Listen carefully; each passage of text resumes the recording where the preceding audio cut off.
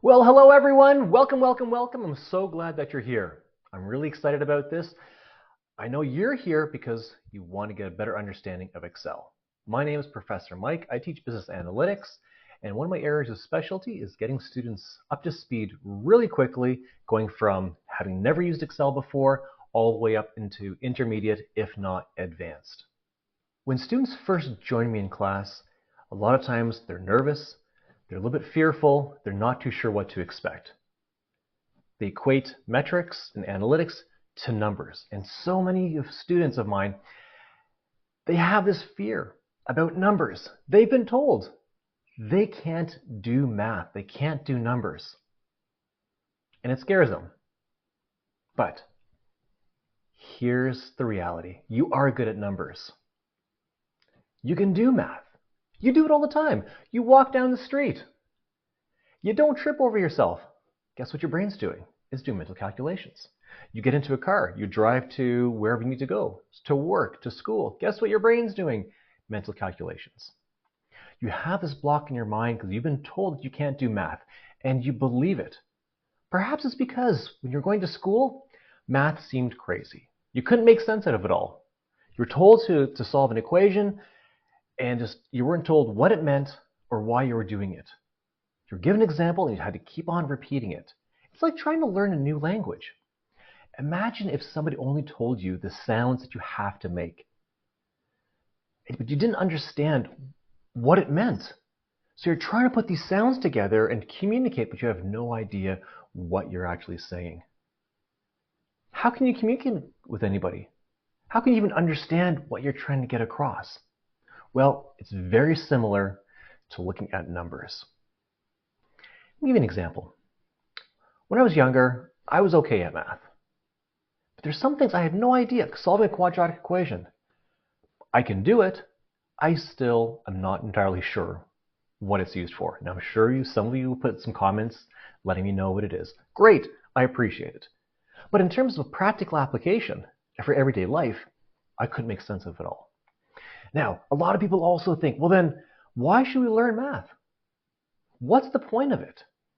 It's absolutely critical that we take math in school because it unlocks areas of our brain to do creative problem solving. Now, I don't want you to freak you out. Within my classes and here in even my videos, we're not going to be doing complex math. We're going to be doing simple math. But the key thing that we're going to be focusing on is understanding what the numbers mean. What's the so what? We'll look at data, but who cares? What does it mean? We're going to learn how to read the story behind the numbers. That's the exciting part.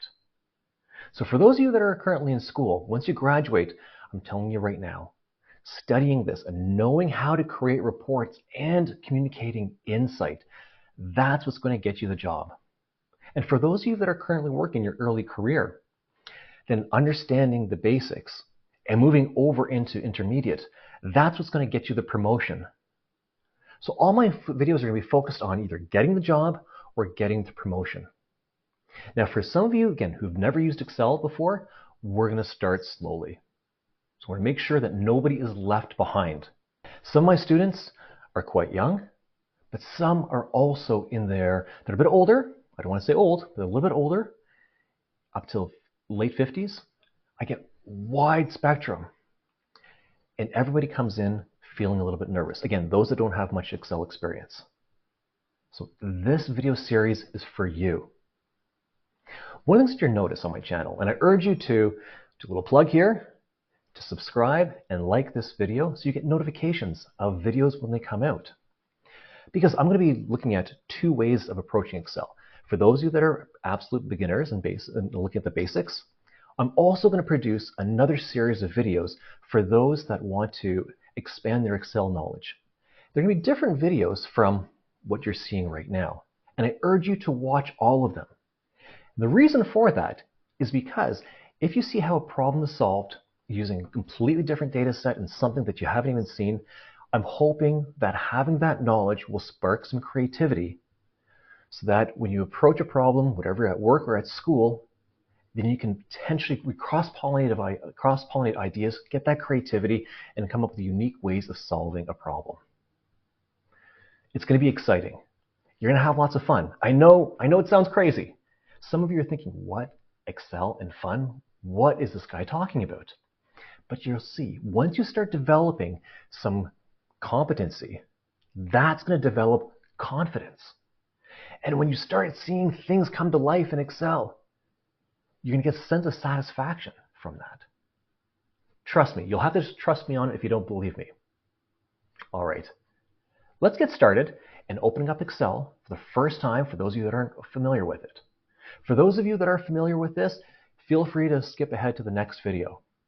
But again, we're setting a baseline to make sure that everybody feels comfortable before moving forward. I'm excited and I'm glad you're here. But let's begin by finding where the Excel icon is. So click on the Start button, and for me it happens to be on the left-hand side, bottom left. And then from here, it should be in your pinned applications. If not, you can click on the All Apps button. And either you can type it directly here in the search bar for Excel, or you can scroll down, and for me, it's right here. So E for Excel, we'll click onto it, and it opens up to this screen. Now you can click on Blank Workbook to get started.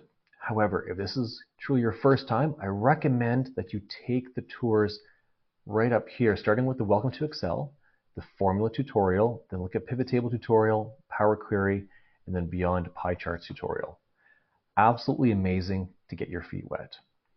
On the left-hand side, we have our Home button, our New, as well as our Open.